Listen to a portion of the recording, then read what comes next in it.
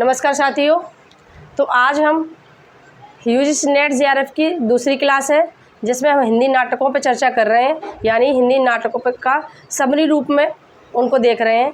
कल हमारी चर्चा हो चुकी 3 नाटकों पे। आज जयशंकर प्रसाद के 3 नाटक हैं, उन पर चर्चा करते हैं। हिंदी नाटक जयशंकर प्रसाद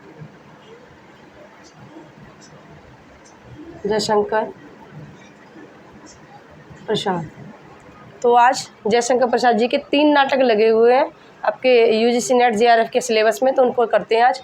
तो पहला देखते हैं चंद्रगुप्त।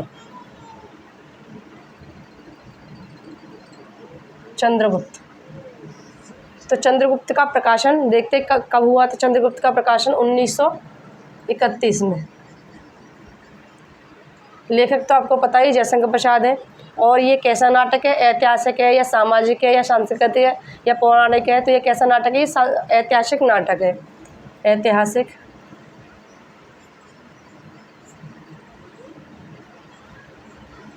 ऐतिहासिक नाटक है। और इस नाटक को यानी चंद्रगुप्त नाटक प्रसाद जी की नाट्य रचना का शिखर बिंदु है। ये प्रसाद जी के संपूर्ण नाटकों का शिखर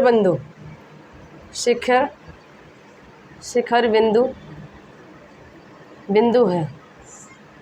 यानी जी ये सबसे महत्वपूर्ण नाटक है प्रसाद जी के संपूर्ण नाटकों में से।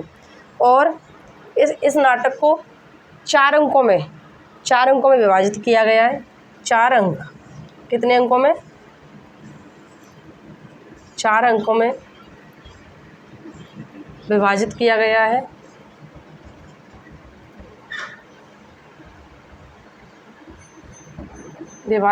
है।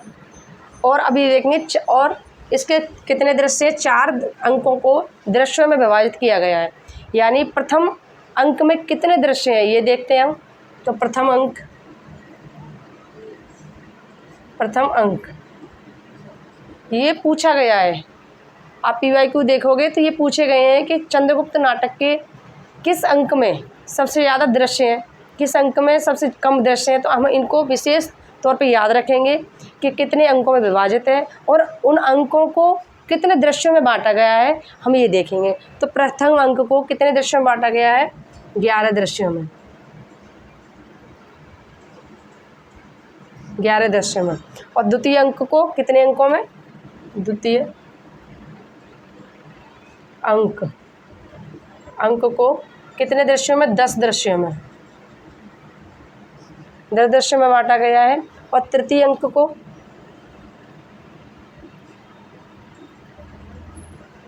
को 9 दृश्यों में। और चतुर्थ अंक को 14 दृश्यों में। तो ये हम देखेंगे टोटल कितने दृश्य हो गए? 44। तो ये पूछ लिया जाता है कि जैसे चंद्रगुप्त नाटक के किस अंक में सबसे अधिक दृश्य हैं, ये पूछा गया था। PYQ आप उठा करके देखेंगे तो उसमें पूछा गया था कि चंद्रगुप्त नाटक के किस अंक में सबसे अधिक दृश्य हैं। तो वो है चतुर्थ अंक, 14 दृश्य हैं। और कौन सा ऐसा अंक है जिसमें सबसे कम है? तो वो होता है तृतीय, 9 अंक। और द्वितीय में 10 है, प्रथम में 11 है। तो 11, 10, 9 ये देख लें, एक कम होता जा रहा है और यहाँ पे बढ़ गए हैं तो 14। ऐसे करके 44 दृश्य हैं। और ये पूछ लिया था कि इसमें कितने गीत हैं, इस नाटक में कितने गीत आए हैं। तो वो आए हैं 13 गीत। संपूर्ण नाटक में 13 गीत आए हैं। और ये और इसमें किस रस की प्रधानता है? तो वीर और श्रृंगार रस की प्रधानता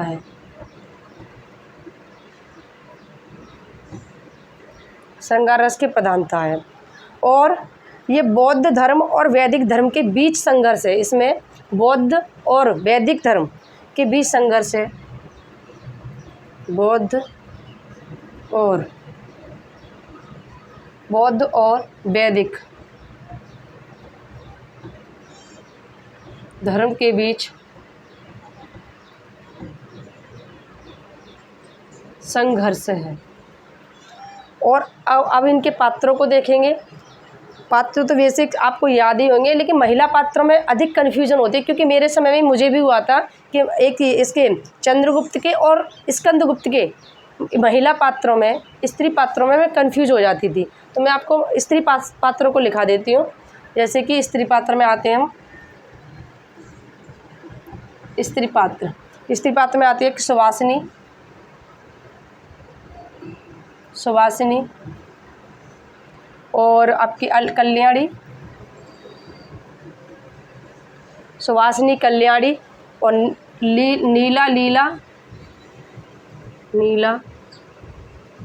लीला और आपकी आती है मालविका,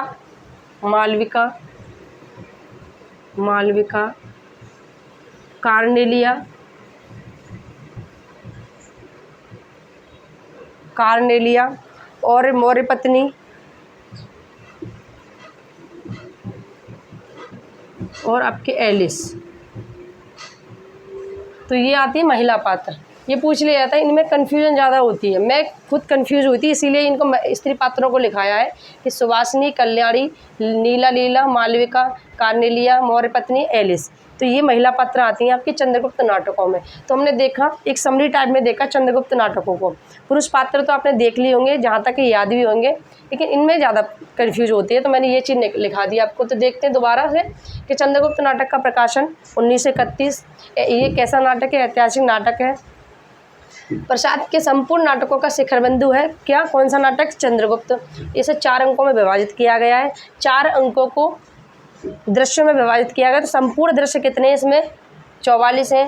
और किस अंक में कितने दृश्य हैं? तो प्रथम अंक में 11 दृश्य हैं, द्वितीय अंक में 10 दृश्य हैं, तृतीय अंक में 9 हैं और चतुर्थ में 14 हैं। तो ऐसे करके टोटल दृश्य कितने? 44 हैं।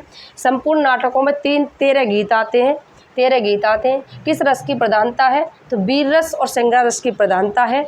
और बौद्ध और वैदिक धर्म के बीच संघर्ष है। और ये हमने स्त्री पात्र को देख ही लिया। तो अब हमने चंद्रगुप्त नाटक को किया, समरी टाइप में कंप्लीट किया।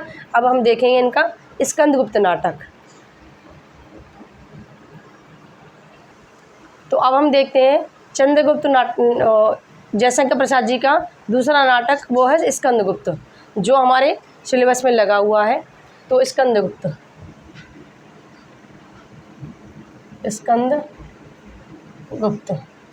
तो इसका प्रकाशन वर्ष देखते हैं। तो 1928 में ये आता है, इसका प्रकाशन होता है। और इसको कितने अंकों में विभाजित किया गया है? तो 5 अंकों में। 5 अंकों में विभाजित है। और कितने दृश्य हैं इसमें? इसमें भी दृश्यों का है। तो दृश्य आते हैं इसमें 33 दृश्य हैं इसमें। और गीत कितने आते हैं इसमें? गीत 7 गीत आते हैं इसमें। और पुरुष पात्र कितने हैं इसमें? पुरुष पात्र इसमें 17 हैं, 17।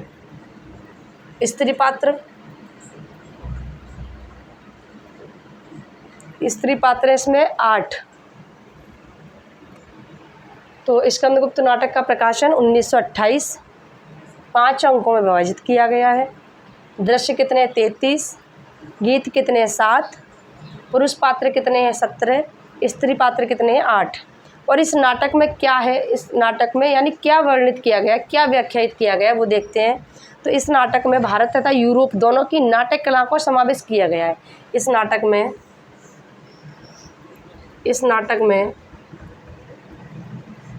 भारत तथा यूरोप दोनों की नाटक कलाओं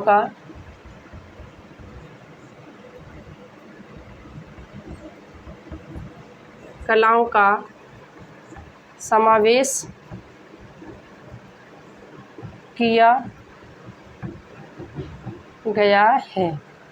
तो इस नाटक में क्या है, भारत और यूरोप की नाटक कलाओं का समावेश किया गया है। और गुप्त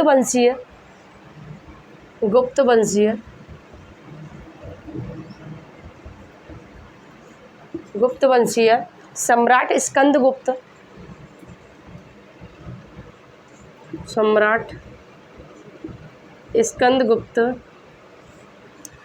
का समय कितना रहा है कि 445 ईस्वी से 455 45 बोला था, 455 ईस्वी से लेकर के 455 ईस्वी से लेकर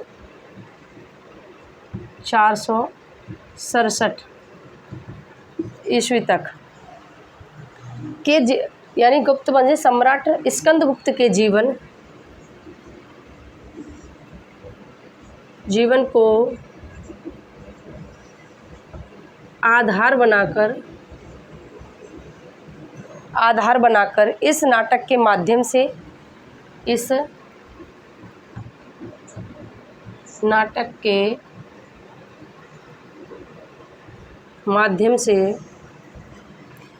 स्कंदगुप्त, यानी इस नाटक में गुप्त वंशीय सम्राट थे स्कंदगुप्त। उनका समय था 455 ईस्वी से 467 ईस्वी तक। तो स्कंदगुप्त के जीवन को आधार बनाकर इस नाटक के माध्यम से प्रसाद जी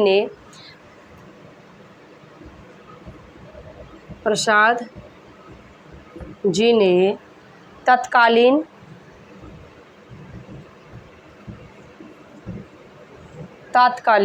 परिदृश्य में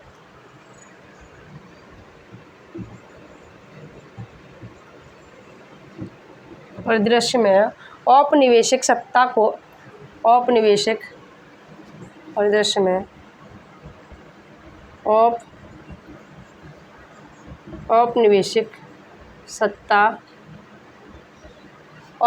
सत्ता संघर्ष तथा राष्ट्र के एकीकरण के लिए प्रेरित किया है।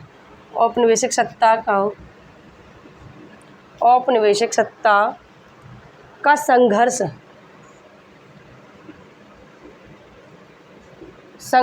तथा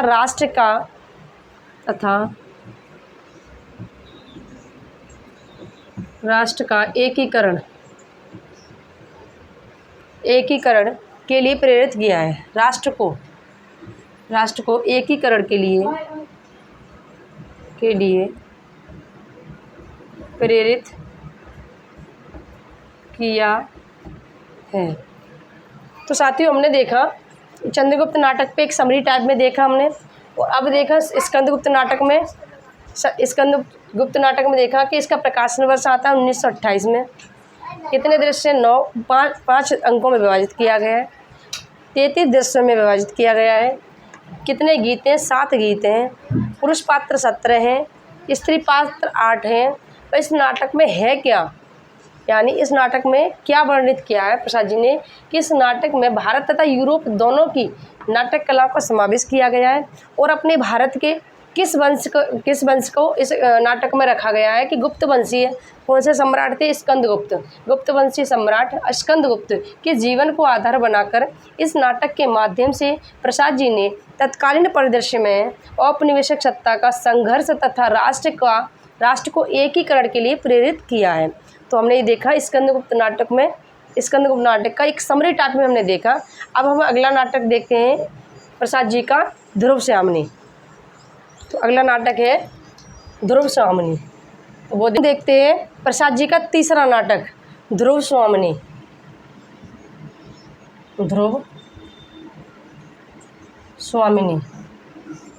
तो इसे भी समरी टाइप में देखते हैं, जिससे कि आपने पढ़ तो लिया ही होगा, बट एक रिवीजन हो जाता है इससे हमारा। समरी टाइप में देखते हैं तो रिवीजन होता है। अगर आपको राइटिंग ना ही समझ में आए, बाई चांस राइटिंग ना समझ में आए, तो आप सुन सकते हैं इसको। तो ध्रुवश्यामिनी का प्रकाशन वर्ष आता है 1933।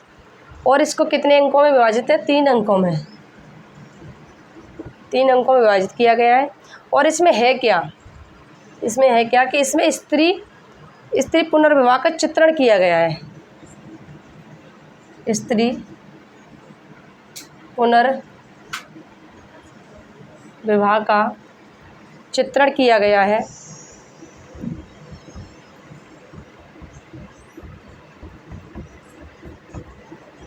स्त्री पुनर्विवाह का चित्रण किया गया, साथ ही स्त्री पात्रों के माध्यम से, साथ ही स्त्री के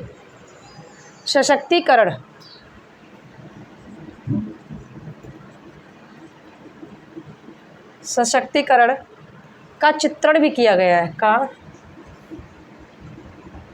चित्रण भी किया गया है। तो इस ध्रुवस्वामिनी आया कब है? 1933 में। कितने अंकों में? 3 अंकों में। इसमें है क्या कि स्त्री पुनर्विवाह का चित्रण किया गया, साथ ही स्त्री के सशक्तिकरण का चित्रण भी किया गया। यानी ध्रुवस्वामिनी के माध्यम से आपने पढ़ा होगा, ध्रुवस्वामिनी के माध्यम से किस तरीके से स्त्री के सशक्तिकरण की बात की गई है। और यह एक समस्या मूलक ऐतिहासिक नाटक है। यह समस्या मूलक ऐतिहासिक नाटक, ये महत्वपूर्ण पॉइंट है इसमें, ये वाला ये पूछा है। आप पीवाई को देखना, उसमें पूछा है कि ध्रुवस्वामिनी एक कैसा नाटक है? समस्या मूलक ऐतिहासिक नाटक है। और एक ये रंगमंच की दृष्टि से एक सफल नाटक है। प्रसाद जी के नाटकों में ये नाटक ऐसा है कि इसे आप रंगमंच पर अच्छे से प्रस्तुत कर सकते हैं। इसीलिए कहा गया है कि रंगमंच की दृष्टि से, रंगमंच की दृष्टि से ये सफल नाटक है। और ये इसमें इस नाटक में मनोवैज्ञानिकता का भी प्रभाव दिखाई पड़ता है।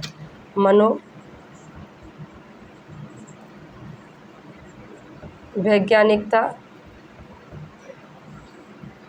का प्रभाव भी दिखाई पड़ता है। तो साथियों, आज हमने यूजीसी नेट जेआरएफ में लगे हुए 3 नाटकों पर चर्चा की। तीनों नाटक जयशंकर प्रसाद जी के थे। एक था चंद्रगुप्त, दूसरा आपका स्कंदगुप्त, तीसरा है आपका ध्रुवस्वामिनी। तो इसको भी देख लिया हमने समरी रूप में, किसमें क्या है, कितने अंकों में है, ये कैसा नाटक है, रंगमंच में प्रस्तुत किया जा सकता है या नहीं है।